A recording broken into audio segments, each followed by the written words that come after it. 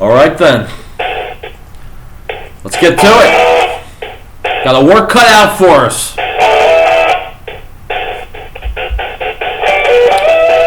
A school district in Tennessee has banned the Stars and Stripes. One of Bill Clinton's former mistresses fears that the Clinton campaign could attempt to assassinate her and make it look like a suicide. The federal government will be flirting with $30 trillion in debt within a decade. And get out your checkbook. Thanks to Barack Obama, you now owe the government more than $70,000. My name's Howard Riell, and this is Riell Truth. You're listening to the American Freedom Network, streaming live around the world at AmericanNewsNet.com, and on Facebook and YouTube and Tumblr, and in the book, Riell Truth, Stay Angry. And of course, as always, broadcasting out across the Colorado Front Range on KHNC, Johnstown, Colorado, 1360 AM The Lion. Our call-in number is 877-254-7524. My friends, it's Tuesday. I got you for the next hour. Let's spend it wisely. Item from CNSnews.com.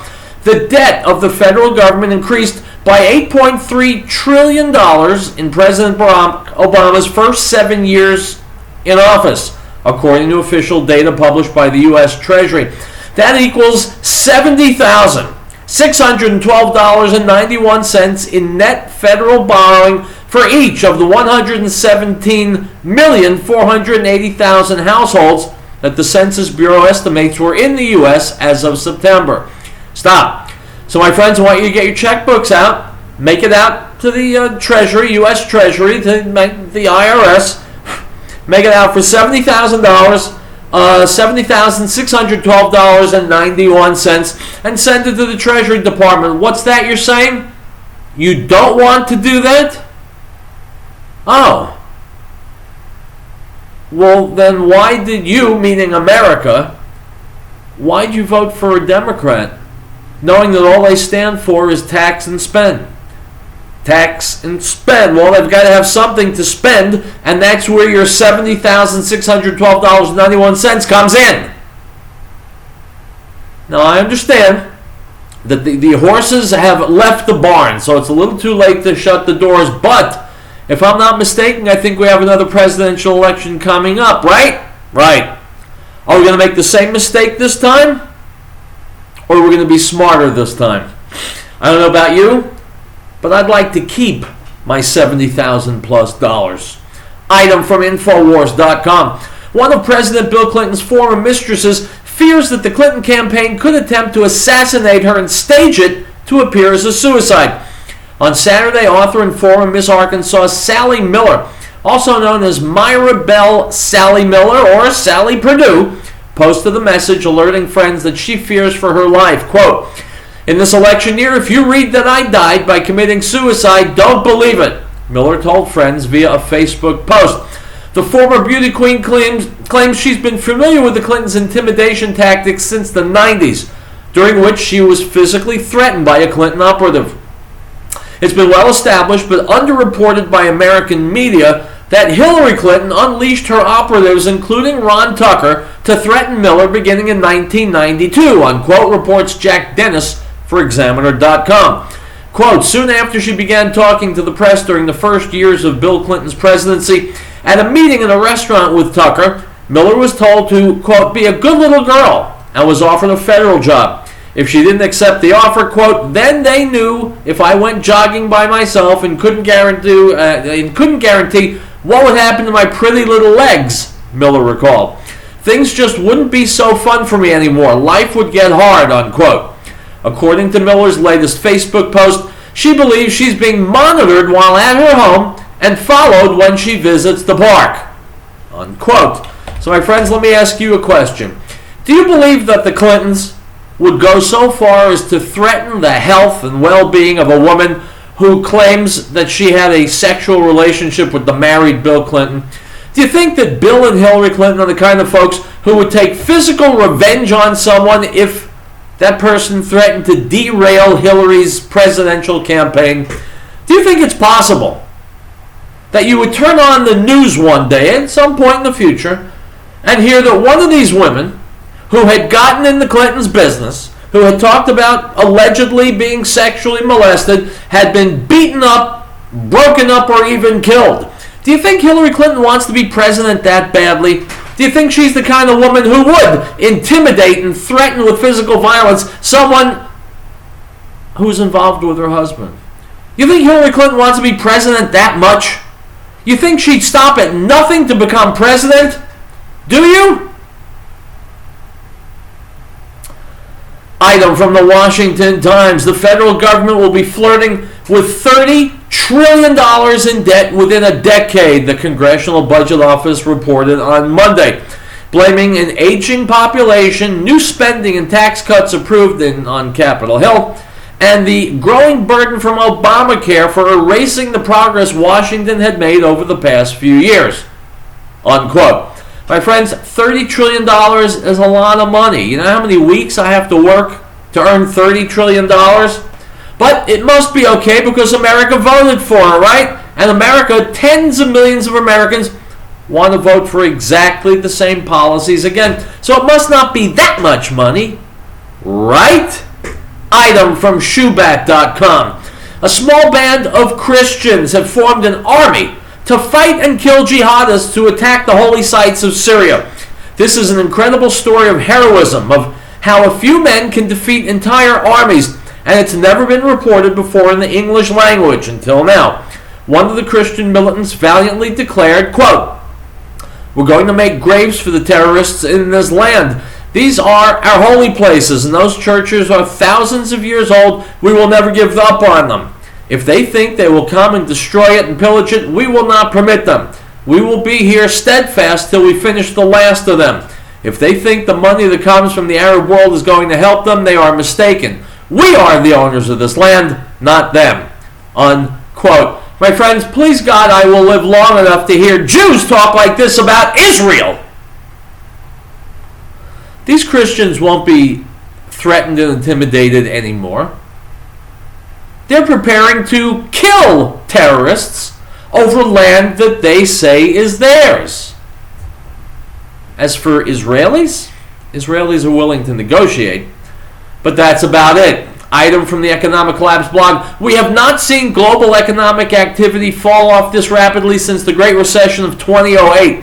Manufacturing activity is imploding all over the planet. Global trade is slowing down at a pace that's extremely alarming, and the Baltic Dry Index just hit another brand new all-time record low. If the, quote, real economy consists of people making, selling, and shipping stuff, then it's in incredibly bad shape. My friends, it's Tuesday on Riell Truth. We will be back. So don't go anywhere. We all know that our government is out of control. What are the point the people in it? How can we, the people, bring it back to the people's servants, not the people's masters? Liberty Forum and the Freedom Rider says officials in government must be made accountable for their actions.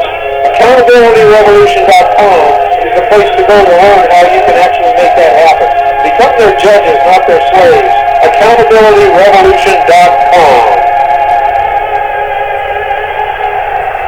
Rehabilitation and Nursing Center of the Rockies reminds everyone.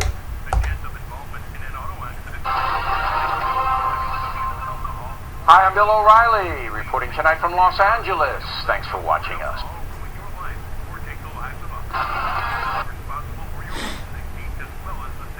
Around you. This message from Rehabilitation and Nursing Center of the Rockies. For information on their services, call 970-484-7981. Beloved, do not believe every spirit, but test the spirits, whether they are of God, because many false prophets have gone into the world. By this you will know the Spirit of God. Every spirit that confesses that Yeshua, Jesus, has come in the flesh is of God, and every spirit that does not confess that Yeshua, Jesus, has come in the flesh is not of God. And this is the spirit of Antichrist, which you have already heard was coming and is now already in the world. 1 John 4:1.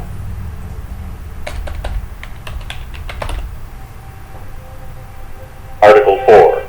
The right of the people to be secure in their persons, houses, papers, and effects against unreasonable searches and seizures shall not be violated, and no warrant shall be issued but upon probable cause, supported by oath or affirmation, and particularly describing the places to be searched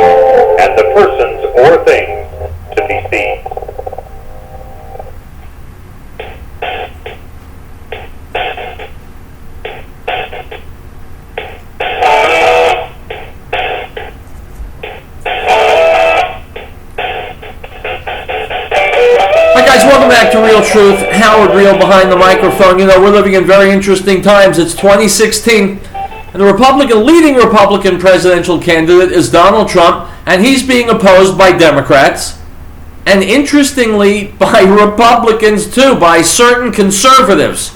I talked about this on the show yesterday. If you weren't listening, well, the shame on you. Here's Bill O'Reilly from Fox News talking about conservatives versus Trump. Interesting listening. Let's go. Hi, I'm Bill O'Reilly, reporting tonight from Los Angeles. Thanks for watching us. Conservatives versus Trump. That is the subject of this evening's Talking Points memo. When a bunch of right-leaning scribes hammered Donald Trump last week, some Trump supporters were outraged. But why? If you do support Trump, you surely know his bombastic style and populist statements, especially on immigration, have angered many people.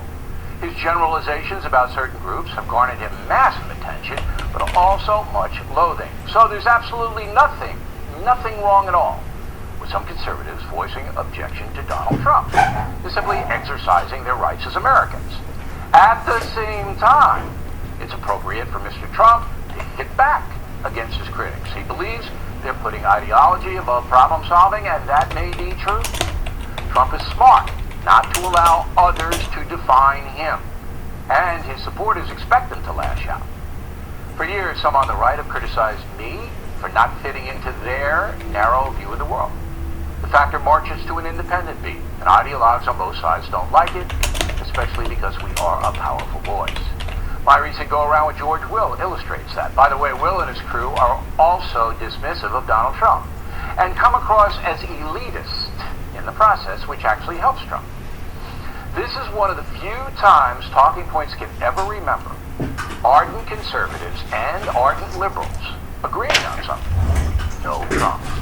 However, new polls show Donald Trump's still dominating the Republican field despite his unorthodox campaign. That's because millions of Americans have grown tired of political talk. They want action and believe Trump will bring it.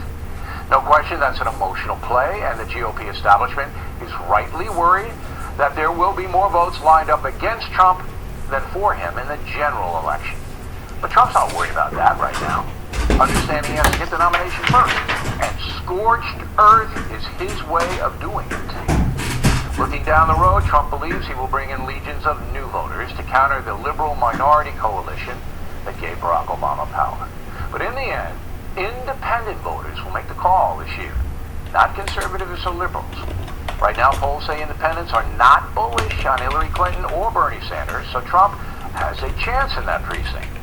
No matter what your political philosophy, you have a perfect right to speak your mind on the presidential election, and attacks on that right are irresponsible, the product of small and sometimes hateful minds.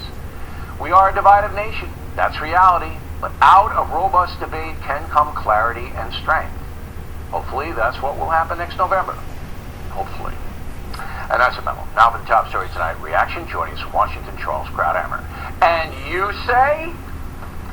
Well, you were doing okay until you said attacks on the right to express yourself that way.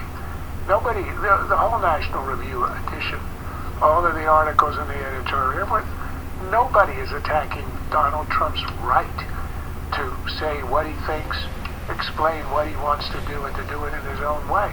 It's not a matter of right. The question is this a healthy political philosophy? Is it a good idea to elect a man of this temperament and of these inclinations? The answer. No, but you're missing my point.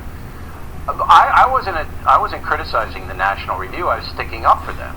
I would say, look, to the Trump supporters, what are you mad about? I mean, number one, you should have expected it, and number two, they were perfect right to do it.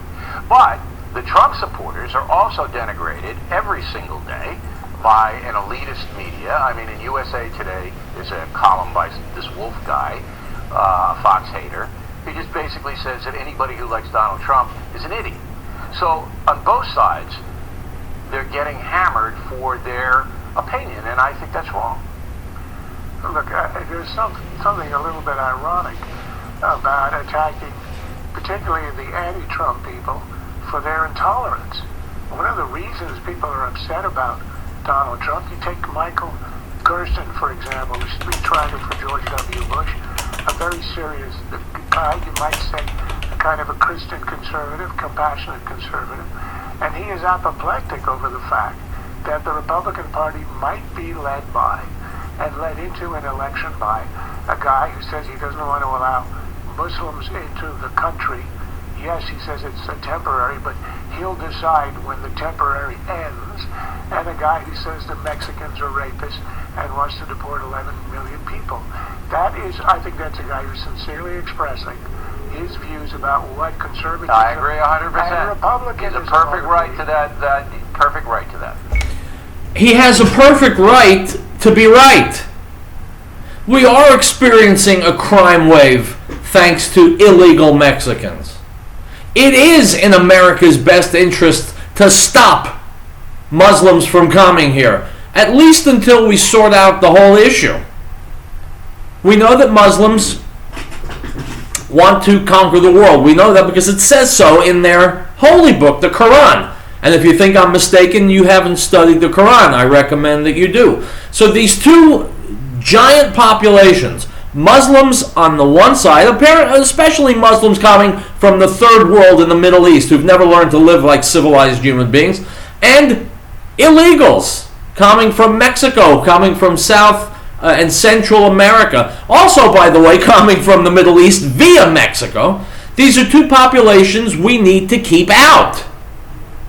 Who argues with that? What reasonably rational and intelligent person can take issue with that? Look what they're doing to America every single day. Now, the editors at National Review, they don't want to get their fingers dirty. They don't want a hooligan like Donald Trump coming and making policy. They like the way policy has been made until today, which means they like policy that's killing America. Why would anyone want a policy that's killing America? Because it's not killing them. They're wealthy. They're taken care of. They're influential. They're powerful. They're part of the machine. And if Trump becomes president, suddenly their connection to the power base in this country becomes tenuous. So in varying degrees, from Barack Obama and Hillary Clinton at the top, even down to the pundits at National Review, there's very much an I've got mine, who cares about you mentality at work. Now, I respect the hell out of Charles Krauthammer, but I've got to tell you, he's disappointing me with what he's saying. He's arguing in favor of the talking heads, the National Review pundits, trying to push Donald Trump out and trying to minimize Americans' reasons for wanting Trump, trying to minimize those supporters. Well, son of a gun, I happen to be one of them, and I won't be minimized. Donald Trump is coming with a sterling record of accomplishment, of solving problems, of making things work well. All the things that our federal government doesn't do anymore, hasn't done in a long time. Not conservative? Okay, well, I like a conservative outlook. I would love a conservative president, but more important than that, we need a president who can fix these dire problems, who isn't afraid to name the problems, isn't afraid to roll up his sleeves and get dirty in solving those problems. Because if we don't solve them, our nation is going to die. So the pundits, shut up.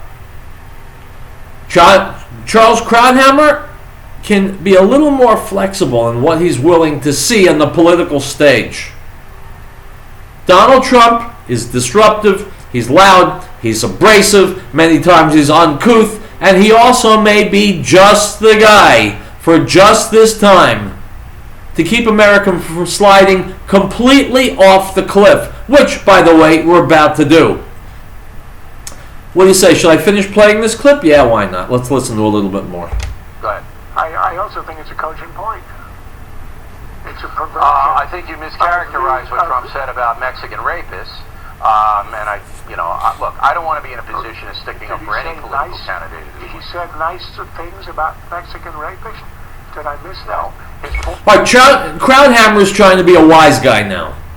He's trying to allege that Donald Trump called all Mexicans rapists. That's ridiculous. Trump never said it, never meant it. He said, which, by the way, hang on one second. He said something that's in this book. Adios America by Ann Coulter. When you watch the video, you'll be able to see me holding the book up.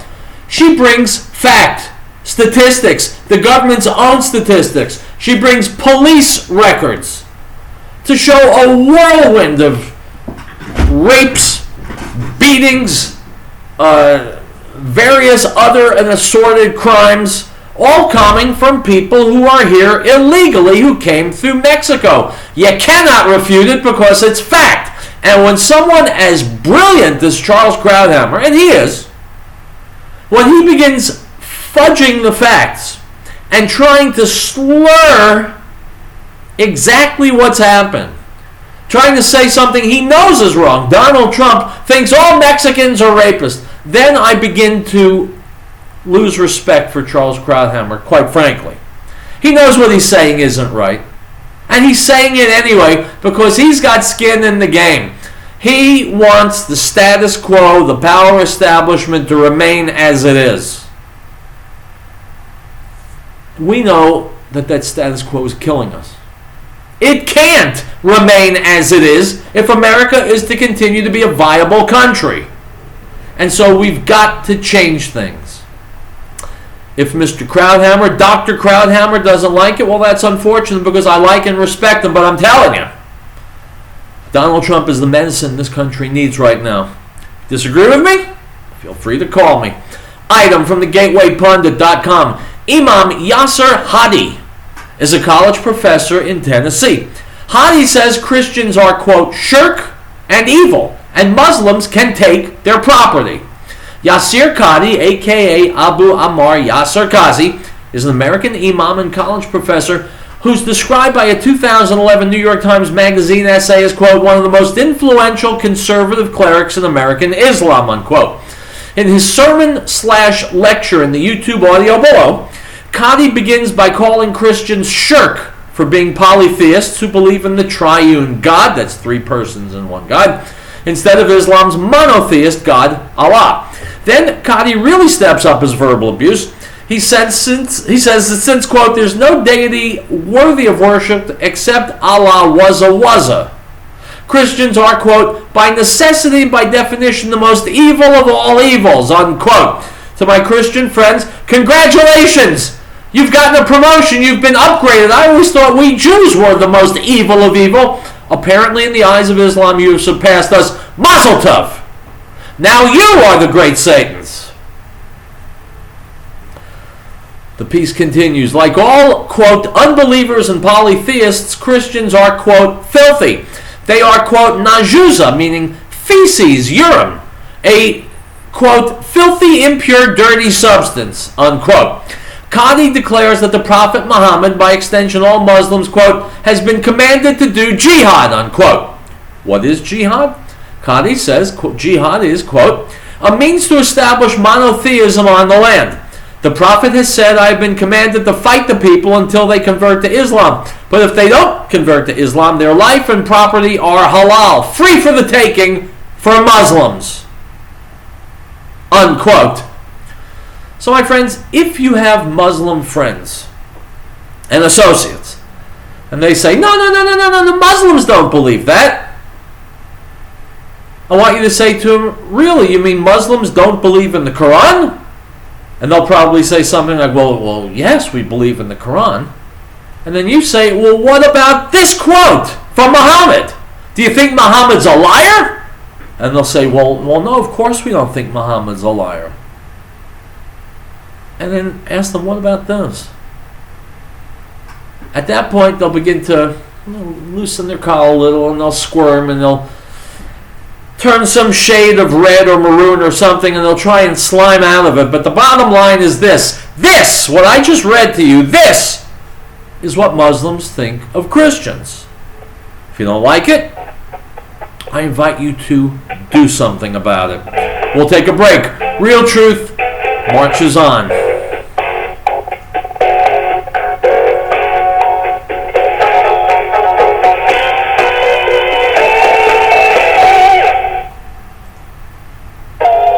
Know that our government is out of control. What are the points of people in it? How can we, the people, bring it back to the people's servants, not the people's masters? Liberty Forum and the Freedom Rider says a Officials in government must be made accountable for their actions. AccountabilityRevolution.com is the place to go to learn how you can actually make that happen. Become their judges, not their slaves. AccountabilityRevolution.com. Rehabilitation and Nursing Center of the Rockies reminds everyone. Chance of involvement in an auto accident rises dramatically with the consumption of alcohol or use of drugs. Please think before you drive. Don't let drugs or alcohol ruin your life or take the lives of others. You are responsible for your own safety as well as the safety of those around you. This message from Rehabilitation and Nursing Center. There is Eric Trump playing wide right on the show. Eric, great to see you. Good to see you guys. So, Great to be here. Yeah. 1992. Our systems rely on the sun to help make you self-reliant for your power needs. Solar energy can be scaled to fit any situation, from complete power independence to backup power for the short term. Our expertise focuses on standalone power, but we have extensive experience with utility interactive systems as well. Custom-tailored capabilities as modest as emergency lighting all the way to commercial-scale power. Great Plains Power is a full-service company.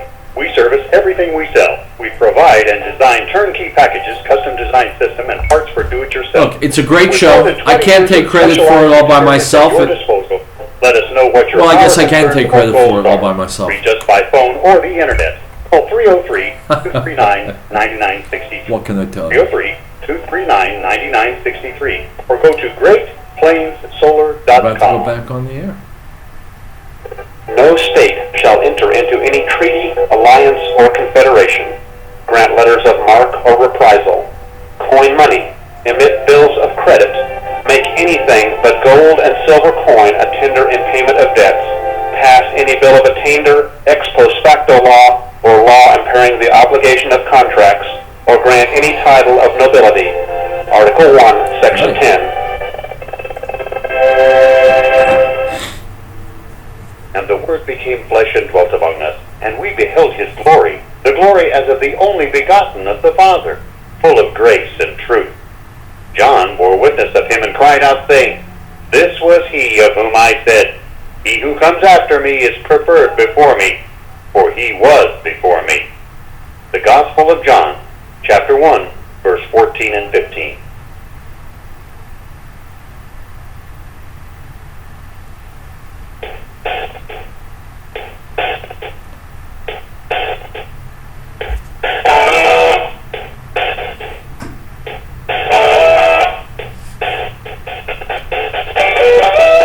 Guys, I warned you I'd be back. I'm back. Howard Riell Truth.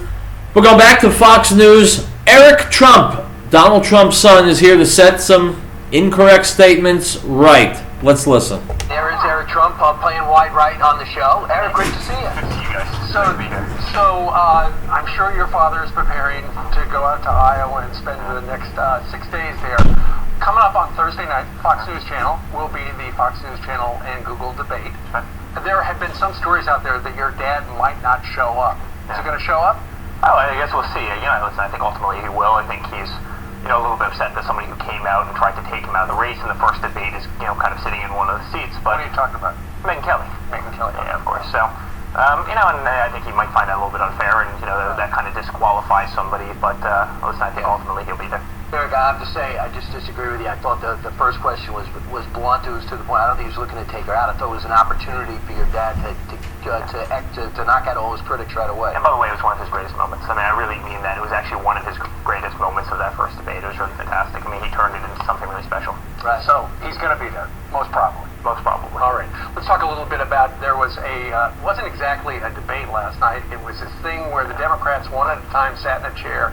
They were asked questions by the moderator and also by different people. Your father came up in one of Hillary Clinton's answers. Listen to this and then we're going to get your reaction. One of the most distressing aspects of this campaign has been the language of Republican candidates, particularly their frontrunner, that insults, demeans, denigrates different people. He has cast a wide net. He started with Mexicans. He's currently on Muslims. But I found it particularly harmful the way that he has talked about Muslims, American Muslims, and Muslims around the world. And I've called him out continuously about that. That's true. I must say what Hillary is saying is true. She has defended Muslims who hate America, defended Muslims who have swept across Europe, raping and molesting women, burning things, stealing things, killing people. She is their number one defender. Absolutely true. But she's lying again because she's implying, just like, and it's an irony, just like Charles Krauthammer did, implying that Donald Trump is slandering Mexicans in general. I think once again, Hillary Clinton is earning her label as a lying pig. Donald Trump never slandered Mexicans in general. He said a lot of people who come here illegally are committing a lot of crime, and that's absolutely correct. He said there are a lot of Muslims in America, like there are in Europe, who are committing a lot of vicious crimes, and he's correct. Now, when these people who hate America come here and commit the most vile acts, at least they can look forward to Hillary Clinton defending them. Let's listen to some more. Your reactions.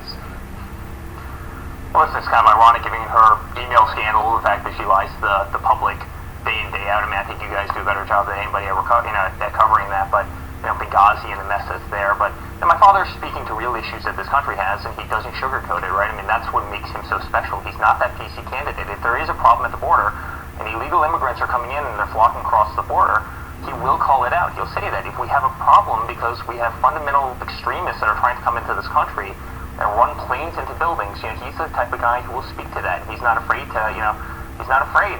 Quite frankly, he's self-funding his campaign. He's not, needing, all the support that she has from Wall Street and everybody else. I mean, that's what makes Trump so special. That makes him the guy that he is. The fact that he's willing to say what's on his mind. And quite frankly, you see his polls. I mean, he's 25% above everybody else who's running next to him. But, nationwide. But Eric, people like the message. So Hillary Clinton can come out and insult Donald Trump when Donald Trump is wildly popular in America. Hillary Clinton, based on what I'm reading, is very, very close to being indicted for being an idiot and a liar, for being irresponsible as Secretary of State. Now, you can go all the way back in Hillary's career, all the way back to the Watergate trials, where she was fired from the Watergate legal team.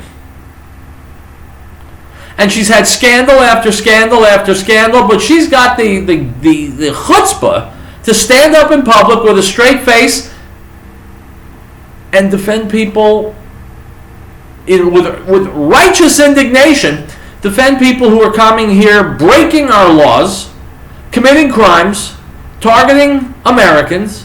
She's their champion. Excuse me, I thought she was women's champion. No, not the women who were allegedly molested by her husband, whom she and her cohorts allegedly have intimidated and tried to destroy and discredit. I don't mean those women. I mean women who are dumb enough to actually vote for her. Let's go back to Trump's son, Eric Trump. That's true on the Republican side, but head-to-head, he still is losing to most polls to Hillary. How do you explain that? There's been a lot of Fox polls where he's actually winning Hillary, and, quite frankly, he hasn't even started on her. He hasn't focused his attention on her, and I think when he does, and I think once they're next to each other on the debate stage, I think everything will come out, and, listen, he will beat Hillary. Make no mistake about it, he will beat Hillary. Before we get to a general election, obviously, you have to get through the primary first. And so let's take a look at some of those polls, the new polls, brand new Fox News polls for Iowa. You mentioned him tapping into that anger. Many are attributing his rise in just the last 2 weeks, 11 points, he was at 23%, now at 34%. All right, my friends, I was watching TV early this morning, and it says that something like 40% of Iowa voters may change their mind between now and the next several days when the Iowa caucuses start. So I'm wondering what planet these people are from. Are they really so simple-minded that they can be manipulated this close to the Iowa caucuses? Do you mean they don't know who the candidates are by now and what they represent? They have not yet formed a clear and cogent picture in their minds of which candidate represents them, which is speaking common sense, which has a track record, and which can get results. They're still in a fog about that at this late date. That in my opinion, is the reason America's in so much trouble. Why are there so many people in the middle, undecideds, uncommitted voters? Do you mean you can look at what Barack Obama has done to savage this country over the last 7 years, and you're still not sure that his policies don't work? Come on, guys. Come on, America. A little bit of common sense. You should know by now who the candidates are and what their stands are on the issues. And if you don't know that, why the hell are you going to vote? If you don't know the candidates and the issues and the candidates' positions, why are you voting? You're voting because you like someone's hairdo? Because it's time to have a woman as president, or a man as president, or a transgender as president, or a black or a Hispanic or an Asian as president? That makes you a low information voter. And I would love it if the low information voters stayed home this election cycle. We need informed voters who know what's wrong with the country and know how to fix it. Those people are not about to change their minds. Those people are not uncommitted. They're not somewhere floating around in the middle. They know. I trust that my radio audience is made up of people who know the issues, know the candidates, and know the right direction for this country. And if after everything has been said and done, you still don't know, consider staying home on Election Day. We'll take a break. Riell Truth will continue.